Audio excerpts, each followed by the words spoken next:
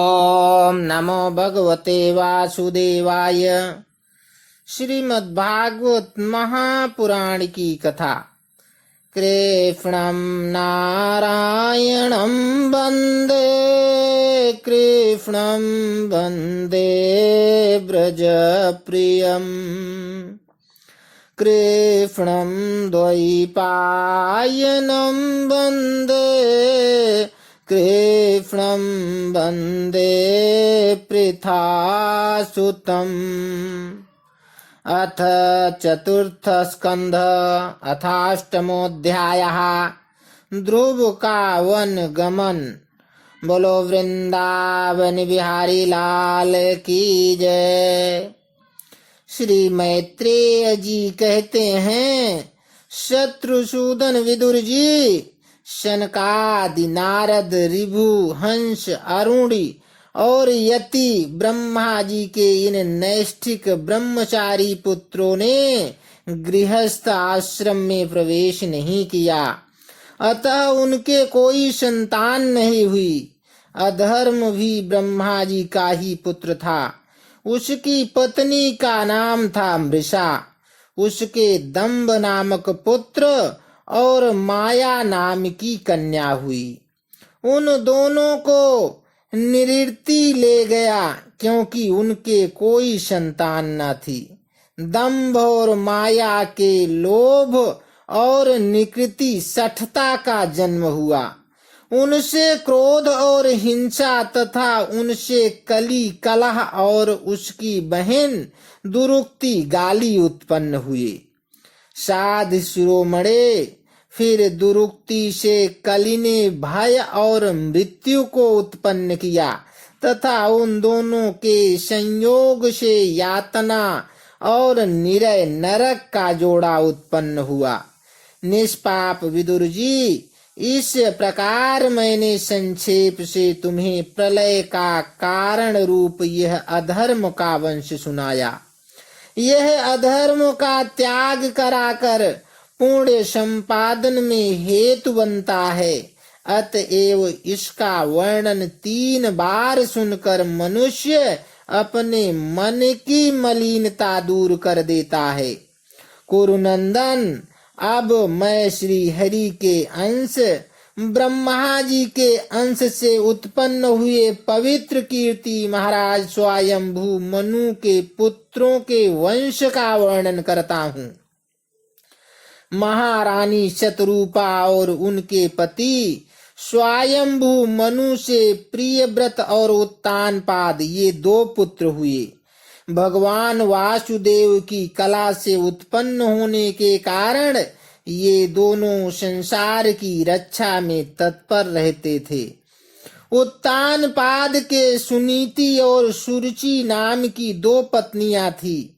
उनमें सुरुचि राजा को अधिक प्रिय थी। सुनीति, जिसका पुत्र ध्रुव था, उन्हें वैसी प्रिय नहीं थी।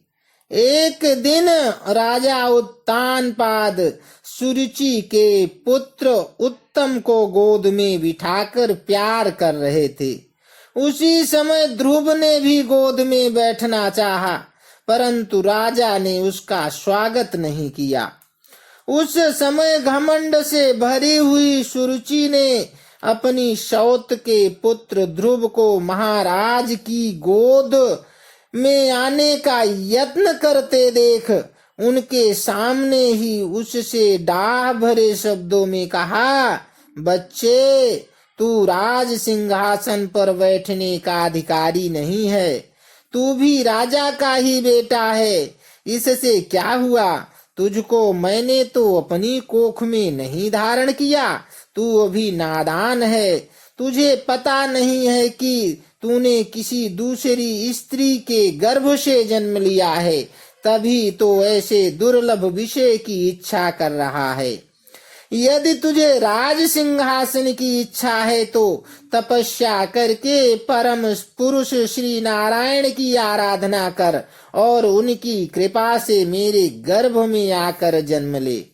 श्री मैत्रेय जी कहते हैं कि विदुर जी, जिस प्रकार डंडे की चोट खाकर सांप फुफकार मारने लगता है, उसी प्रकार अपनी सौतेली माँ के कठोर वचनों से घायल होकर ध्रुव क्रोध के मारे लंबी लंबी सांस लेने लगा। उसके पिता चुपचाप यह सब देखते रहे, मुंह से एक भी शब्द नहीं बोले। तब पिता को छोड़कर ध्रुव रोता हुआ अपनी माता के पास आया। उसके दोनों होंठ फड़क रहे थे और वह सिसक सिसक कर रो रहा था। सुनीति ने बेटे को गोद में उठा लिया और जब महल के दूसरे लोगों से अपनी सौत सुरुचि की कही हुई बातें सुनी तब उसे भी बड़ा दुख हुआ। उसका धीरज टूट गया। वह दावा नल से जली हुई बेल के समान शोक से संतप्त होकर मुरझा गई तथा विलाप करने लगी। सौत की बातें याद आने से उसके कमल शरीखे नेत्रों में आंसू भर आए। उस बेचारी को अपने दुख पारावार का कहीं अंत ही नहीं दिखाई देता था। उसने गहरी सांस लेकर ध्रुव से कहा, बेटा, तू दूसरों के लिए किसी प्रकार के अमंगल की कामना मत कर। जो मनुष्य दूसरों को दुख देता है उसे स्वयं ही उसका फल भोगना पड़ता है। सुरुचि ने जो कुछ कहा है ठीक ही है, क्योंकि महाराज को मुझे पत्नी तो क्या दासी स्वीकार करने में भी लज्जा आती है। तूने मुझ मंदभागिनी के गर्भ से ही जन्म लिया है और मेरे ही दूध से तू पला है। बेटा, सुरुचि ने तेरी सौतेली माँ होने पर भी बात बिल्कुल ठीक कही है। अतः यदि राजकुमार उत्तम के समान राज सिंहासन पर बैठना चाहता है तो द्वेष भाव छोड़कर उसी का पालन कर। बस श्री अधोक्षज भगवान के चरण कमलों की आराधना में लग जा। संसार का पालन करने के लिए सत्य गुण को अंगीकार करने वाले उन श्री हरि के चरणों की आराधना करने से ही तेरे परदादा श्री ब्रह्मा जी को वह सर्वश्रेष्ठ पद प्राप्त हुआ है, जो मन और प्राणी को जीतने वाले मुनियों के द्वारा भी वंदनीय है। इसी प्रकार तेरे दादा स्वयंभू मनु ने भी बड़ी बड़ी दक्षिणाओं वाले यज्ञों के द्वारा अनन्य भाव से उन्हीं भगवान की आराधना की थी। तभी उन्हें दूसरों के लिए अति दुर्लभ लौकिक अलौकिक तथा मोक्ष सुख की प्राप्ति हुई। बेटा, तू भी उन भक्त वत्सल श्री भगवान का ही आश्रय ले। जन्म मृत्यु के चक्र से छूटने की इच्छा करने वाले मुमुक्षु लोग निरंतर उन्हीं की चरण कमलों के मार्ग की खोज किया करते हैं। तू स्वधर्म पालन से पवित्र हुए अपने चित्त में श्री पुरुषोत्तम भगवान को बैठा ले तथा अन्य सब का चिंतन छोड़कर केवल उन्हीं का भजन कर। बेटा, उन कमल दल लोचन श्री हरि को छोड़कर मुझे तो तेरे दुख को दूर करने वाला और कोई दिखाई नहीं देता। देख, जिन्हें प्रसन्न करने के लिए ब्रह्मा आदि अन्य सब देवता ढूंढते रहते हैं, वे श्री लक्ष्मी जी भी दीपक की भांति हाथ में कमल लिए निरंतर उन्हीं श्री हरि की खोज किया करती हैं। श्री मैत्रेय जी कहते हैं, माता सुनीति ने जो वचन कहे वो अभीष्ट वस्तु की प्राप्ति का मार्ग दिखलाने वाले थे। अतः उन्हें सुनकर ध्रुव ने बुद्धि द्वारा अपने चित्त का समाधान किया। इसके बाद वे पिता के नगर से निकल पड़े। यह सब समाचार सुनकर और ध्रुव क्या करना चाहता है इस बात को जानकर नारद जी वहां आए। उन्होंने ध्रुव के मस्तक पर अपना पाप नाशक कर कमल फेरते हुए मन ही मन विस्मित होकर कहा, अहो, क्षत्रियों का कैसा अद्भुत तेज है। वे थोड़ा सा भी मान भंग नहीं सह सकते। देखो, अभी तो यह नन्हा सा बच्चा है, तो भी इसके हृदय में सौतेली माता के कटु वचन घर कर गए हैं। तत्पश्चात नारद जी ने ध्रुव से कहा, अभी तो तू बच्चा है, खेल कूद में ही मस्त रहता है। हम नहीं समझते कि इस उम्र में किसी बात से तेरा सम्मान या अपमान हो सकता है। यदि तुझे मानापमान का विचार ही हो तो बेटा, असल में मनुष्य के असंतोष का कारण मोह के सिवा और कुछ नहीं है। संसार में मनुष्य अपने कर्मानुसार ही मान अपमान या सुख दुख आदि को प्राप्त करता है। तात भगवान की गति बड़ी विचित्र है, इसलिए उस पर विचार करके बुद्धिमान पुरुष को चाहिए कि दैववश उसे जैसी भी परिस्थिति का सामना करना पड़े उसी में संतुष्ट रहे। अब माता के उपदेश से तू योग साधन द्वारा जिन भगवान की कृपा प्राप्त करने चला है, मेरे विचार से साधारण पुरुषों के लिए उन्हें प्रसन्न करना बहुत ही कठिन है। योगी लोग अनेक जन्मों तक अनासक्त रहकर समाधि योग के द्वारा बड़ी बड़ी कठोर यातनाएं साधनाएं करते हैं, परंतु भगवान के मार्ग का पता नहीं पाते। इसीलिए तू यह व्यर्थ का हठ छोड़ दे और घर लौट जा। बड़ा होने पर जब परमार्थ साधन का समय आए तब उसके लिए प्रयत्न कर लेना। विधाता के विधान के अनुसार सुख दुख जो कुछ भी प्राप्त हो उसी में चित्त को संतुष्ट रखना चाहिए। यों करने वाला पुरुष मोह में संसार से पार हो जाता है। मनुष्य को चाहिए कि अपने से अधिक गुणवान को देख कर प्रसन्न हो, जो कम गुण वाला हो उस पर दया करे और जो अपने समान गुण वाला हो उससे मित्रता का भाव रखे। यों करने से उसे दुख कभी नहीं दबा सकते। ध्रुव ने कहा कि भगवान, सुख दुख से जिनका चित्त चंचल हो जाता है उन लोगों के लिए आपने कृपा करके शांति का यह बहुत अच्छा उपाय बतलाया, परंतु मुझ जैसे अज्ञानियों की दृष्टि यहाँ तक नहीं पहुँच पाती। इसके सिवा मुझे घोर क्षत्रिय स्वभाव प्राप्त हुआ है, अतएव मुझ में विनय का प्रायः अभाव है। सुरुचि ने अपने कटु वचन रूपी वाणों से मेरे हृदय को विदीर्ण कर डाला है, इसीलिए उसमें आपका यह उपदेश नहीं ठहर पाता। ब्राह्मण, मैं उस पद पर अधिकार करना चाहता हूँ जो त्रिलोकी में सबसे श्रेष्ठ है तथा जिस पर मेरे बाप दादे और दूसरे कोई भी आरूढ़ नहीं हो सकते हैं। आप मुझे उसी की प्राप्ति का कोई अच्छा सा मार्ग बतलाइए। आप भगवान ब्रह्मा जी के पुत्र हैं और संसार के कल्याण के लिए ही वीणा बजाते सूर्य की भांति त्रिलोकी में विचरा करते हैं। श्री मैत्रेय जी कहते हैं कि ध्रुव की बात सुनकर भगवान नारद जी बड़े प्रसन्न हुए और उस पर कृपा करके इस प्रकार सदुपदेश देने लगे।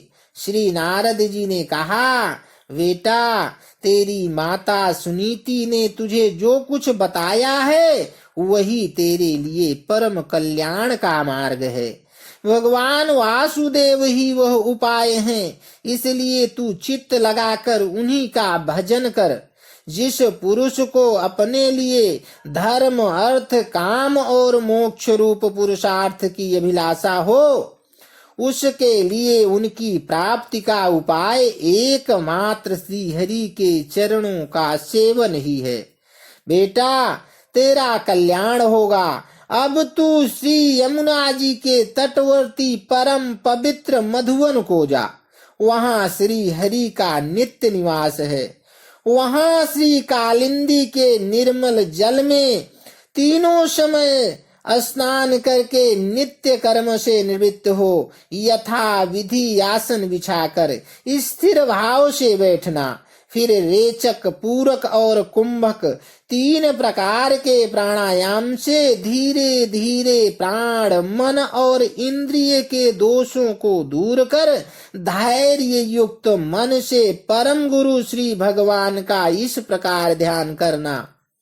भगवान के नेत्र और मुख निरंतर प्रसन्न रहते हैं। उन्हें देखने से ऐसे मालूम होता है कि वे प्रसन्नता पूर्वक भक्त को वर देने के लिए उद्यत हैं। उनकी नासिका, भौहें और कपोल बड़े ही सुहावने हैं। वे सभी देवताओं में परम सुंदर हैं। उनकी तरुण अवस्था है। सभी अंग बड़े सुडौल हैं। लाल लाल होंठ और रत्नारे नेत्र हैं। वे प्रणत जनों को आश्रय देने वाले अपार सुखदायक, शरणागत वत्सल और दया के समुद्र हैं। उनके वक्षः स्थल में श्रीवत्स का चिन्ह है।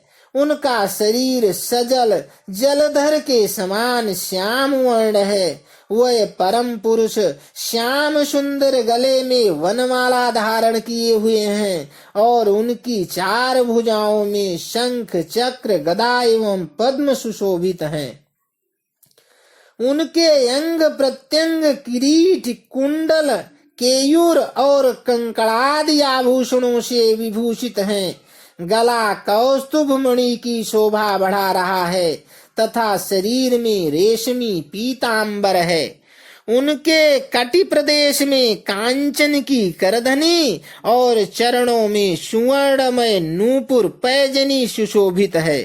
भगवान का स्वरूप बड़ा ही दर्शनीय, शांत तथा मन और नयनों को आनंदित करने वाला है। जो लोग प्रभु का मानस पूजन करते हैं, उनके अंतःकरणों में वे हृदय कमल की कर्णिका पर अपने नख, मणिमंडिल, मनोहर पादार बिंदों को स्थापित करके विराजते हैं।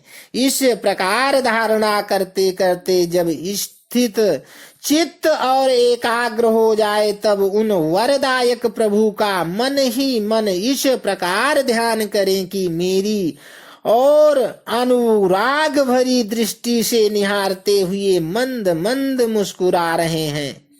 भगवान की मंगलमयी मूर्ति का इस प्रकार निरंतर ध्यान करने से मन शीघ्र ही परमानंद में डूबकर तल्लीन हो जाता है और फिर वहां से लौटता नहीं। राजकुमार, इस ध्यान के साथ जिस परम गुह्य मंत्र का जप करना चाहिए वह भी बतलाता हूँ, सुन। इसका 7 रात जप करने से मनुष्य आकाश में विचरने वाले सिद्धों का दर्शन कर सकता है।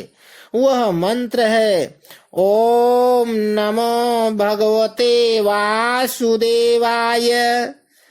किस देश और किस काल में कौन वस्तु उपयोगी है, इसका विचार करके बुद्धिमान पुरुष को इस मंत्र के द्वारा तरह तरह की सामग्रियों से भगवान की द्रव्यमयी पूजा करनी चाहिए। प्रभु का पूजन विशुद्ध जल, पुष्पमाला, जंगली मूल और फलादि, पूजा में विहित दूर्वादि, अंकुर, वन में ही प्राप्त होने वाले वलकल, वस्त्र और उनकी प्रेसी तुलसी से करना चाहिए। यदि शिला आदि की मूर्ति मिल सके तो उसमें, नहीं तो पृथ्वी या जल आदि में ही भगवान की पूजा करें। सर्वदा संयत चित्त, मननशील, शांत और मौन रहें तथा जंगली फल मूलादि का परिमित आहार करें। इसके सिवा पूर्ण कीर्ति श्री हरि अपनी अनिर्वचनीय माया के द्वारा अपनी ही इच्छा से अवतार लेकर जो जो मनोहर चरित्र करने वाले हैं, उनका मन ही मन चिंतन करता रहे। प्रभु की पूजा के लिए जिन जिन उपचारों का विधान किया गया है उन्हें मंत्र मूर्ति श्री हरि को द्वादशाक्षर मंत्र के द्वारा ही अर्पण करें। इस प्रकार जब हृदय स्थित हरि का मनो वाणी और शरीर से भक्ति पूर्वक पूजन किया जाता है तब वह निश्चल भाव से भली भांति भजन करने वाले अपने भक्तों के भाव को बढ़ा देते हैं और उन्हें उनकी इच्छा के अनुसार धर्म अर्थ काम अथवा मोक्ष रूप कल्याण प्रदान करते हैं। यदि उपासक को इंद्रिय संबंधी भोगों से वैराग्य हो गया हो तो वह मोक्ष प्राप्ति के लिए अत्यंत भक्ति पूर्वक अविच्छिन्न भाव से भगवान का भजन करें। श्री नारद जी से इस प्रकार उपदेश पाकर राजकुमार ध्रुव ने परिक्रमा करके उन्हें प्रणाम किया। तदनंतर उन्होंने भगवान के चरण चिन्हों से अंकित परम पवित्र मधुवन की यात्रा की। ध्रुव के तपोवन की ओर चले जाने पर नारद जी महाराज उत्तानपाद के महल में पहुंचे। राजा ने उनकी यथा योग्य उपचारों से पूजा की। तब उन्होंने आराम से आसन पर बैठकर राजा से पूछा। श्री नारद जी ने कहा कि राजन, तुम्हारा मुख सूखा हुआ है। तुम बड़ी देर से किस सोच विचार में पड़े हो? तुम्हारे धर्म अर्थ और काम में से किसी में कोई कमी तो नहीं आ गई? राजा ने कहा, ब्राह्मण, मैं बड़ा ही अस्त्रैण और निर्दय हूँ। हाय, मैंने अपने 5 वर्ष के नन्हे से बच्चे को उसकी माता के साथ घर से निकाल दिया। मुनिवर, वो बड़ा भी बुद्धिमान था। उसका कमल सा मुख भूख से कुमला गया होगा। वो थक कर कहीं रास्ते में पड़ गया होगा। ब्राह्मण, उस असहाय बच्चे को वन में कहीं भेड़िए ना खा जाएं। अहो, मैं कैसा स्त्री का गुलाम हूँ। मेरी कुटिलता तो देखिए। वह बालक प्रेम वश मेरी गोद में चढ़ना चाहता था, किंतु मुझ दुष्ट ने उसका तनिक भी आदर नहीं किया। श्री नारद जी ने कहा, राजन, तुम अपने बालक की चिंता मत करो। उसके रक्षक भगवान हैं। तुम्हें उसके प्रभाव का पता नहीं है। उसका यश सारे जगत में फैल रहा है। वह बालक बड़ा समर्थ है। जिस काम को बड़े बड़े लोकपाल भी नहीं कर सके, उसे पूरा करके वह शीघ्र ही तुम्हारे पास लौट आएगा। उसके कारण तुम्हारा यश भी बहुत बढ़ेगा। श्री मैत्रेय जी कहते हैं, देवर्षि नारद जी की बात सुनकर महाराज उत्तानपाद राजपाट की ओर से उदासीन होकर निरंतर पुत्र की ही चिंता में रहने लगे। इधर ध्रुव जी ने मधुबन में पहुंचकर यमुना जी में स्नान किया और उसी रात पवित्रता पूर्वक उपवास करके श्री नारद जी के उपदेशानुसार एकाग्र चित्त से परम पुरुष श्री नारायण की उपासना आरंभ कर दी। उन्होंने 3-3 रात्रि के अंतर से शरीर निर्वाह के लिए केवल कैथ और बेर के फल खाकर श्री हरि की उपासना करते हुए 1 मास व्यतीत किया। दूसरे महीने में उन्होंने 6-6 दिन के पीछे सूखे घास और पत्ते खाकर भगवान का भजन किया। तीसरा महीना 9-9 दिन पर केवल जल पीकर समाधि योग के द्वारा श्री हरि की आराधना करते हुए बिताया। चौथे महीने में उन्होंने श्वास को जीतकर 12-12 दिन के बाद केवल वायु पीकर ध्यान योग द्वारा भगवान की आराधना की। 5वां मास लगने पर राजकुमार ध्रुव श्वास को जीत कर पर ब्रह्मा का चिंतन करते हुए एक पैर से खंभे के समान निश्चल भाव से खड़े हो गए। उस समय उन्होंने शब्दादि विषय और इंद्रियों के नियामक अपने मन को सब ओर से खींच लिया तथा हृदय स्थित हरि के स्वरूप का चिंतन करते हुए चित्त को किसी दूसरी ओर न जाने दिया। जिस समय उन्होंने महदादि संपूर्ण तत्वों के आधार तथा प्रकृति और पुरुष के भी अधीश्वर पर ब्रह्मा की धारणा की, उस समय उनके तेज को न सह सकने के कारण तीनों लोक कांप उठे। जब राजकुमार ध्रुव एक पैर से खड़े हुए तब उनके अंगूठे से दबकर आधी पृथ्वी इस प्रकार झुक गई जैसे किसी गजराज के चढ़ जाने पर नाव पद पद पर दाईं बाईं ओर डगमगाने लगती है। ध्रुव जी अपने इंद्रिय द्वार तथा प्राणों को रोक कर अनन्य बुद्धि से विश्वात्मा श्री हरि का ध्यान करने लगे। इस प्रकार उनकी समष्टि प्राण से अभिन्नता हो जाने के कारण सभी जीवों का श्वास प्रश्वास रुक गया। इससे समस्त लोक और लोकपालों को बड़ी पीड़ा हुई और वे घबराकर श्री हरि की शरण में गए। देवताओं ने कहा, भगवान, समस्त यथावर जंगम जीवों के शरीरों का प्राण एक साथ ही रुक गया है। ऐसा तो हमने पहले कभी अनुभव नहीं किया। आप शरणागतों की रक्षा करने वाले हैं। अपनी शरण में आए हुए हम लोगों को इस दुख से छुड़ाइए। श्री भगवान ने कहा, देवताओं, तुम डरो मत। उत्तानपाद के पुत्र ध्रुव ने अपने चित्त को मुझ विश्वात्मा में लीन कर दिया है। इस समय मेरे साथ उसकी अवैध धारणा सिद्ध हो गई है। इसी से उसके प्राण निरोध से तुम सबका प्राण भी रुक गया है। अब तुम अपने अपने लोकों को जाओ। मैं उस बालक को इस दुष्कर तप से निवृत्त कर दूंगा। इति श्रीमद्भागवते महापुराणे पारमहंस्यां संहितायां चतुर्थ स्कंधे ध्रुव चरिते अष्टमो अध्याय संपूर्ण। बोलो वृंदावन बिहारी लाल की।